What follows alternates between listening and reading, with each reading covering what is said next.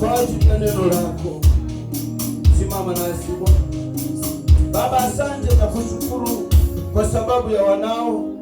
Neno hili limekuja la Pasaka. Watu hawa Baba nimenena nao, na neno hili linatoka kwako Bwana. Najua li hai nikaweze kupata nafasi ya kukaa na kufungua mioyo zao Baba. Wanapoendelea kukaa watafakari ukuu wako, nawe fanya kituo ndani ya maisha yao, wakafikie toba na kukujua ya kwamba ni wewe tu Bwana unayeenda kuwachukulia maisha haya kukomboa upya tena Bwana. Asante Jehova. Naombea watu hawa kila mmoja. Kuna wale wana mahitaji Bwana kati yao, wamekuita wewe, kila mmoja na haja ya moyo wake ukamtendee Bwana. Kuna mmoja amepungukiwa, anahitaji nguvu mpya. Kuna mmoja Baba anahitaji uongozi wako.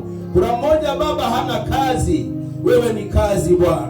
Ukasema ya kwamba kila mmoja aache yote akufuate wewe. Wamekuja Bwana watende mema. Wewe ni mfalme, hakuna mwingine. Pokea sifa na utukufu Bwana. Watu hawa na waombea mfalme, nikiwatakia Pasaka inayokuja njema, wakaone mabadiliko juu ya maisha yao. Maana watakapokula wewe Bwana, nawe utakaa ndani yao na kubadilisha maisha yao. Wokovu huu Baba ni wako.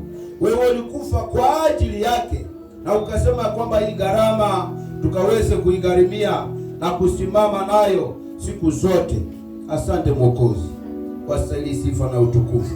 Kama kuna mgonjwa, naweka uzima kutoka juu mbinguni ingie kwake. Maana Bwana tunaona ya kwamba walipokaa kwa meza wote Baba waliweka imani pamoja nao, ukakula nao, na ukasema ya kwamba hawatakuwa kama vile walivyokuwa. Ulipowaacha tuliona Baba imani yao ikibadilika. Naomba imani ya hawa baada ya hiyo Pasaka ikakomae na wasimame imara, maana Mungu na haja nao. Asante Mwokozi, katika jina la Yesu Kristo nimeomba, atakuamini. Asante Yesu.